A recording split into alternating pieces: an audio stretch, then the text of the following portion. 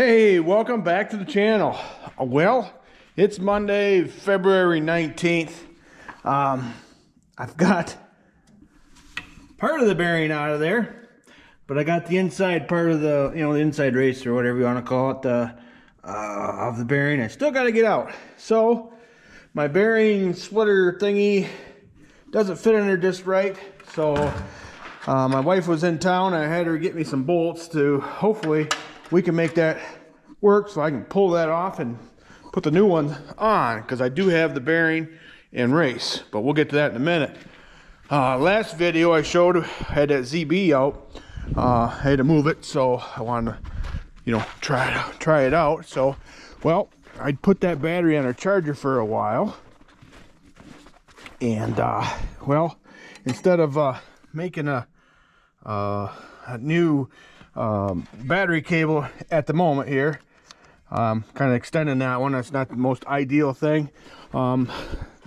Something I noticed already as well is this: either the push button switch is not working. That's two tractors I got now.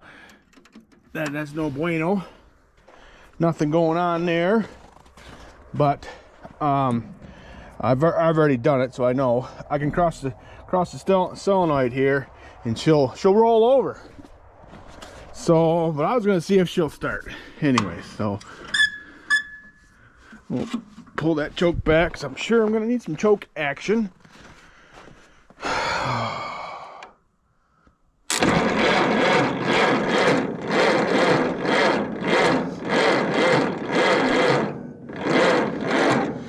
Yeah, nothing's gonna happen today.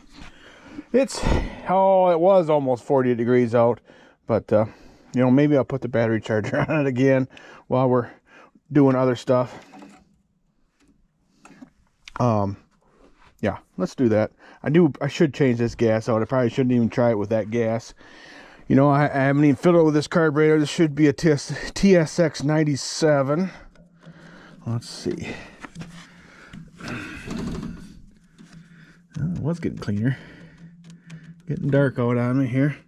Maybe it doesn't even say on there. I thought that was the brass little deal, but it should be on there somewhere. But I'm sure that's what it is. Here, I'll turn the choke back off just in case she doesn't flood. It's all right. Let's go back inside. Just at least now it turns over. This has been a pain in the rear here, working on this thing. Let me get my phone out of my pockets. Sure they're gonna go off. Okay. All right. You know what I should have done though? I probably should put you on the tripod. Okay. I took my shims out of there so I didn't ruin them.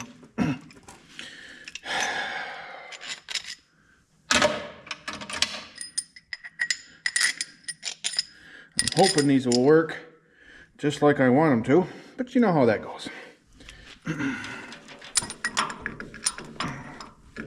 Okay, that's behind there.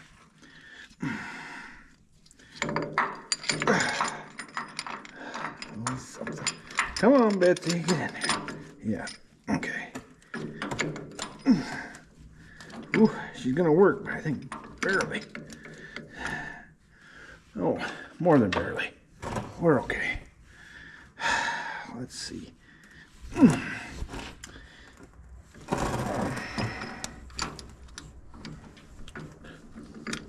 Yeah, just a minute. You know what? Let's do this. I think I can do this. Oh, come on. Play nice. Nobody wants to play nice today. Okay. Well, this weekend I got the family thing I had to do was we had to go see, didn't have to. We went over and visited Jacob at college. So I don't know where that came from, but I don't think that's the right size. There we go. Anyways, over to, like I say, college there. It's the first time I actually saw his apartment over there.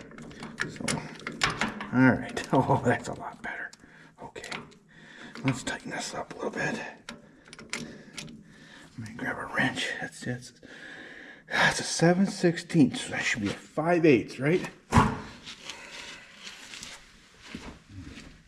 Okay.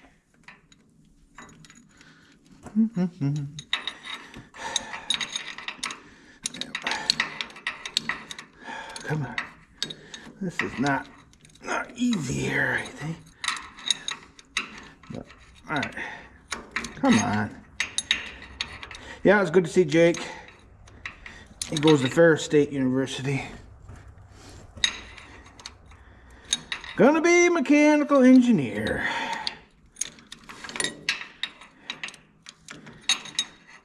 Of some sort. So, hopefully that works out.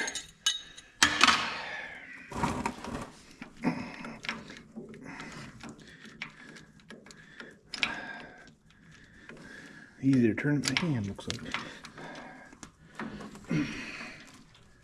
Not a lot of extra room in here. And if that bearing wasn't good before, it definitely is not now, because I pulled it out. Alright, I think we're getting close here. Okay.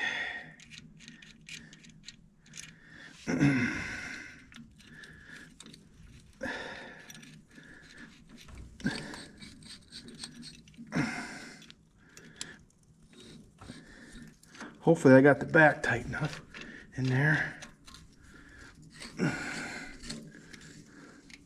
That thing will pop right off.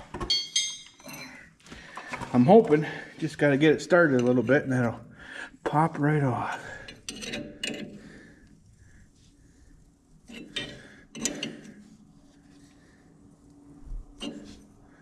Oh, I'm getting tighter here.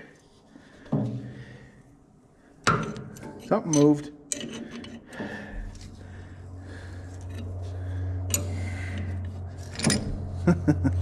Okay.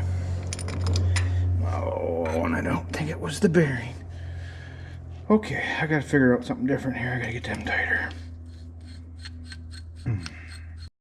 Okay, let's pull this thing off, I hope.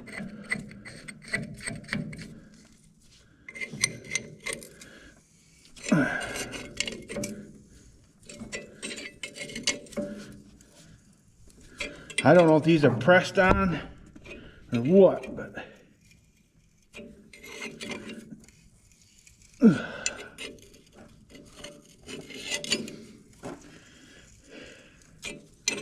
from the factory, you can't pull the shaft out without moving that. You gotta take the bull gear out off the axle there, and I really don't want to do that. Okay, come on, baby.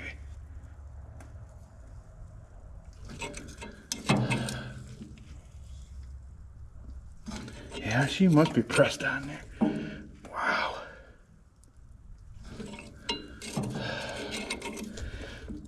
Getting tighter. Hopefully it don't slip off. But I think it's going to. Come on, baby. Yep. I think the puller's going to slip off or break.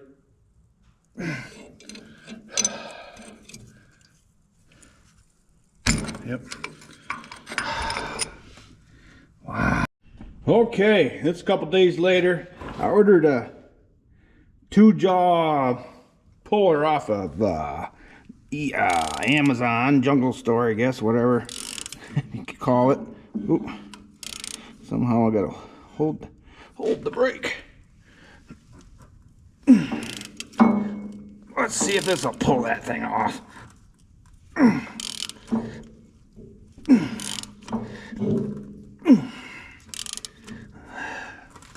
Could stick a piece of wood in there or something plastic or wood in the gears. I don't want to stick a piece of metal in there because you know how that would go. I would probably cry. Only other thing I could do. Okay, let's try this.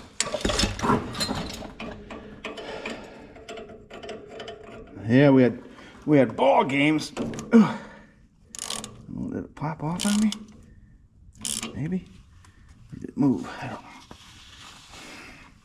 Looks like my one fork come off. Well, let's see if it'll come off. Anyway. Yeah. Well, anyways, tonight I don't have a ball game finally. So, okay. Yeah, this is not working. Oh my, one prong thingy there come off on me. So.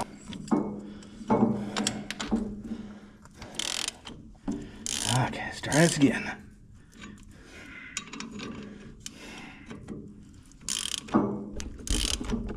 All right, bumping you.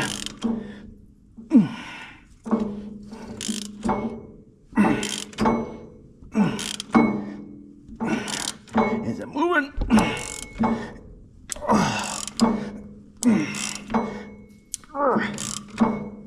Ouch.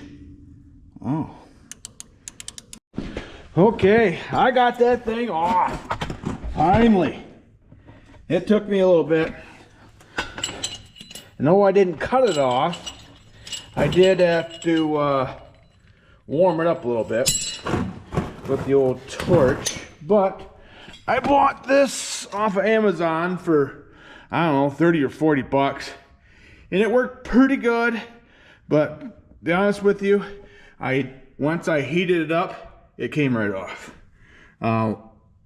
when pulling with it. So there, I learned something there. So I think according to the book, if I was looking at pictures, you take all the top off, you loosen up the bull gear there, and then you can pull that shaft right out, and then use your press. I'm hoping that I can get the bearing back on, driven back on in the same way. So, well, I'm gonna look at the footage and see if that's good enough for video. But this took me, I don't know how many days. I do got to get this all cleaned up, and I do have one roller I need to find. So with that bearing race off there, I think I can reach in there now with a magnet. Hopefully, I do have a camera that I can squeeze or fish down in there and see if that roller in fact is in there, because I really don't want to leave that in there, because for somehow if it got caught in the gears here, which that's very unlikely, but if it got caught underneath the bull gear and got caught between that and the bottom of the transmission case, the rear end case here, boom, it could crack and blow a hole right through, or ruin a gear, or I should say ruin a gear. So, but I got more good news. I'll take you along with me, but I gotta go see my buddy Doug this weekend. I'm gonna post a picture here right about now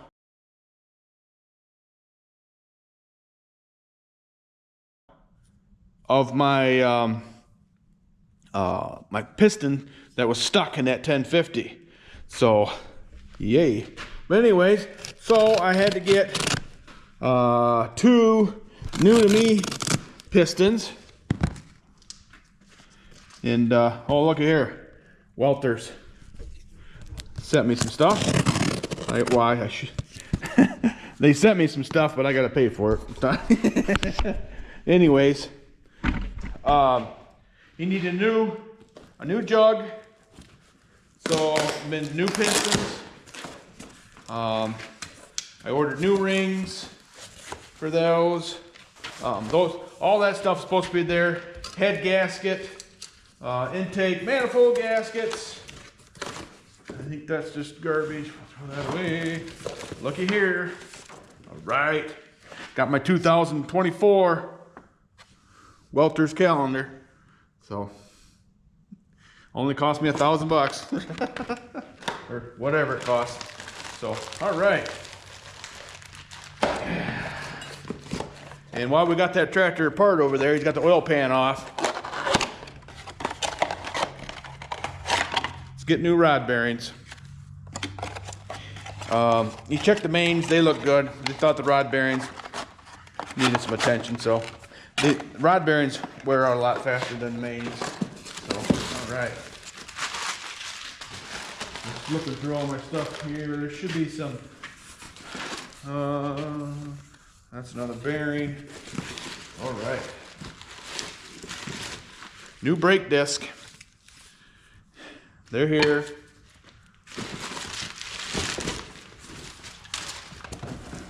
Just like Christmas. Oh, speaking of Christmas, thank you to my friends from New York there sent me some more stuff. I appreciate it. Just letting you know I got it. So we don't have to go into detail. They kind of hinted towards that in their note letter.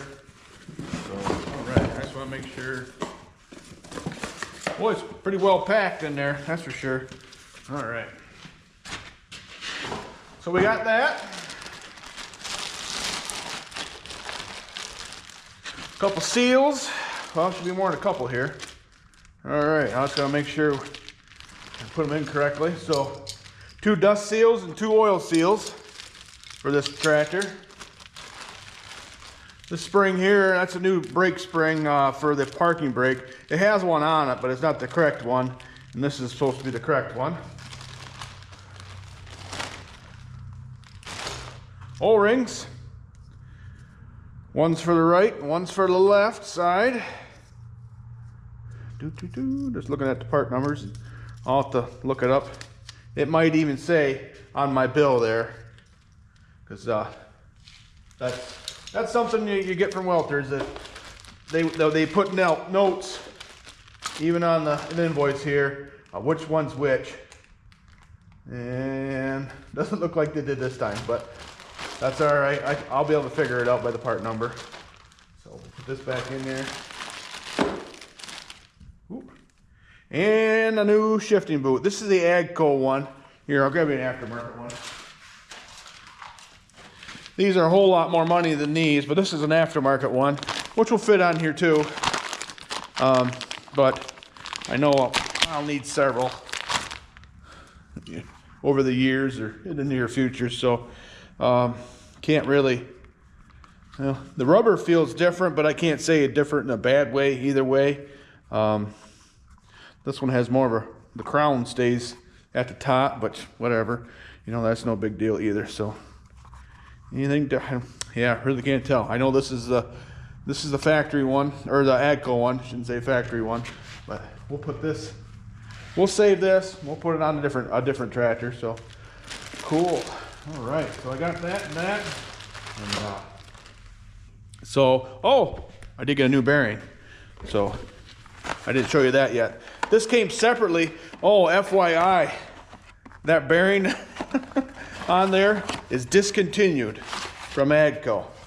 So here's the race. Feels like it's got some cosmoline on there. So that's cool. Kind of, does it say Tyson? It's a Tyson. So the AGCO part number 504-226M1. But they told me that bearing was discontinued. I waited until, but they said they found some. Actually, Maybach tractor in Ohio, isn't it? Yeah, it's Ohio. They're more known for Oliver and white stuff. But anyways, they have one in stock. So if you're needing one right now, they have one. Call them or whatever you want to do. But the parts depot, Welters, this is a service you get from Welters. They didn't have one, discontinued. But they got on the horn, got on the internet, checked their distributors or other people that sell parts, and they found one. This was actually in Tennessee, and apparently Massey Ferguson uses the same bearing. This is an old Massey Ferguson box, made in the USA. So I'm not gonna throw this away. It's kind of cool. It's got a lot of tape on. It's not in very good shape, but I don't have one, so I think I'll put that in my display case. This will go on the tractor. This is a Timken bearing, I think. Yep, Timken. And you can do your own research if you want to cross-reference this. The number is 33287. And again, that's a Timken bearing. So, yeah. Actually, I'm going to tell you right now. Yeah, this one has a lot less play and slop than that one had on it. So, Oh boy, you don't know how good I feel that I got that rest of that bearing off. I've been working on it off and on for a couple days with the tools I had. I even had a bearing splitter. I think maybe I could have turned that around and put the flat back, call it the backside towards me. Maybe that would have worked, but that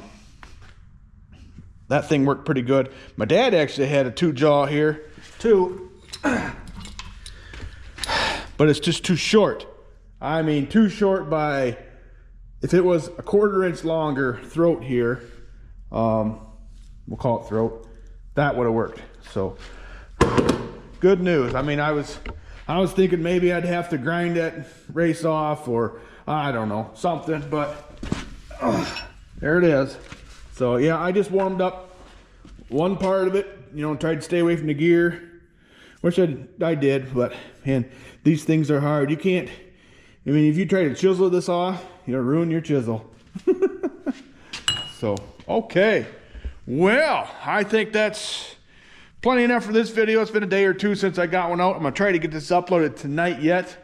But this weekend coming up, I'll take you along. We've already toured Dougie's place, but we'll go look at my tractor. And he's saying that if, you know, all the stars aligned and everything, I get them parts down this weekend, that he's going to try to get to have that tractor running next week. So that means next weekend following, we're going to go get it if it's running. So let's, you know, say a little prayer. So hopefully that all happens and we'll get my 1050 diesel home. I do know the previous owner, I've said before, I bought that tractor out of Canada. But anyways, he thought, or he was told, he never heard it run either, but he was told that the low side of the 3-speed torque was out. And I don't have one in here.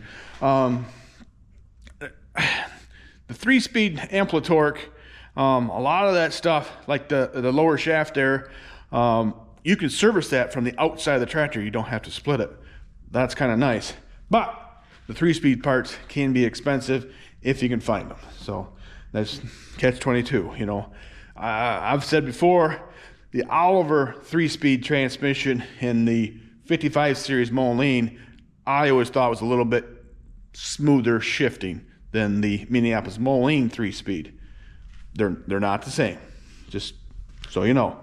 Yes, they're both 3-speeds, but one was one and one was the other. So, all right. Well, I think that's plenty of me babbling tonight. So, got lots going on. I'll probably cut this for a video here, but I'm gonna keep working tonight. It's like 55 degrees here. Spring is back for a day or two, whatever, just making mud.